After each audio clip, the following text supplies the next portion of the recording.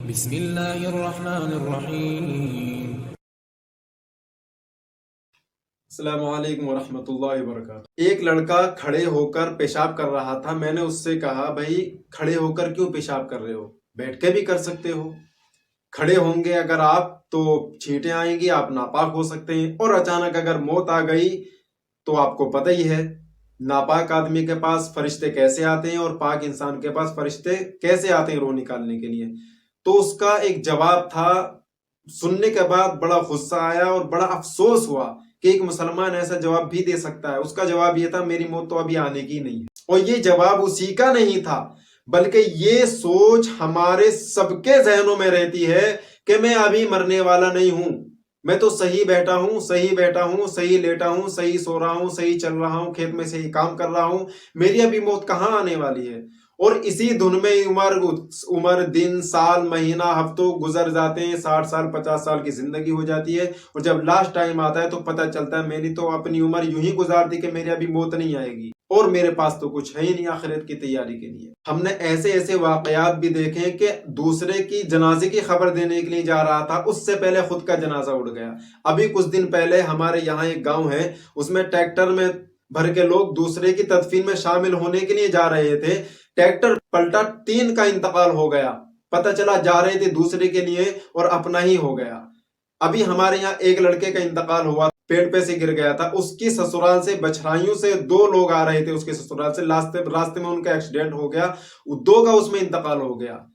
تو موت کہاں کب کیسے آ جائے ہم کو نہیں پتا۔ ہمارا یہ سوچنا، یہ کہنا کہ ابھی بہت عمر ہے نماز پڑھ لیں گے، ابھی بہت عمر ہے صدقہ کر لیں گے، ابھی تو بہت عمر ہے یہ کر لیں گے، ابھی تو بہت عمر ہے روزے رکھ لیں گے، ابھی تو بہت عمر ہے زکوٰۃ دے دیں گے، اگلے سال زکوٰۃ دے دیں گے۔ اگلے سال کیا ہو سکتا ہے کہ ہمارا دن جو صبح کو بھی نہ نکلے۔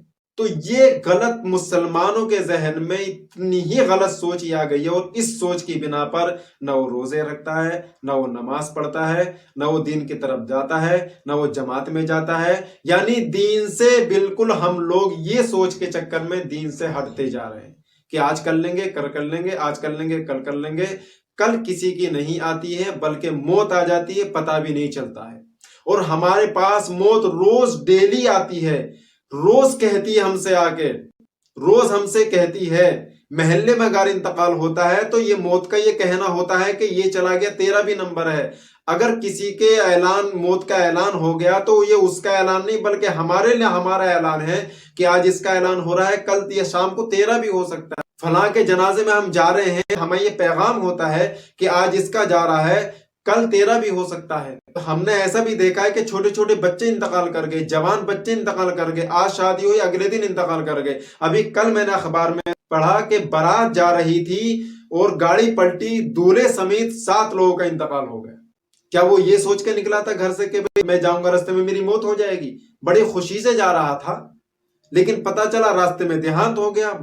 تو کام کے ساتھ ساتھ، گھر بار کے ساتھ ساتھ، بیوی بچوں کے ساتھ ساتھ ہمیں اپنی موت کی تیاری سب سے پہلے کرنی ہے، کیونکہ ہم باہر گھر سے چلے گئے، پتہ نہ گھر لوٹنا ہو یا نہ ہو، ودیش چلے گئے، پتہ نہیں واپس آنا ہو یا نہ ہو، تو دنیا تو ہمیشہ کے لیے چھوٹ جائے گی۔ اور جہاں ہمیں ہمیشہ کے لیے رہنا، لاکھوں کروڑوں اربوں خربوں سال پتہ نہیں، وہاں زندگی ختم ہی نہیں ہوگی، وہاں موت آئے گی ہی نہیں، وہاں رہنا ہے، وہاں کی کوئی تیاری نہیں۔ اور جہاں ہمیں 2 سال 4 سال 5 سال 10 سال 20 سال رہنا ہے، وہاں کے لیے ہم صبح شام لگے ہیں۔ تو اللہ ہمیں دنیا کی خرافات سے بچائے، اپنی دین کی طرف لے کر آئے، اللہ ہمیں عمل کی توفیق نصیب فرمائے۔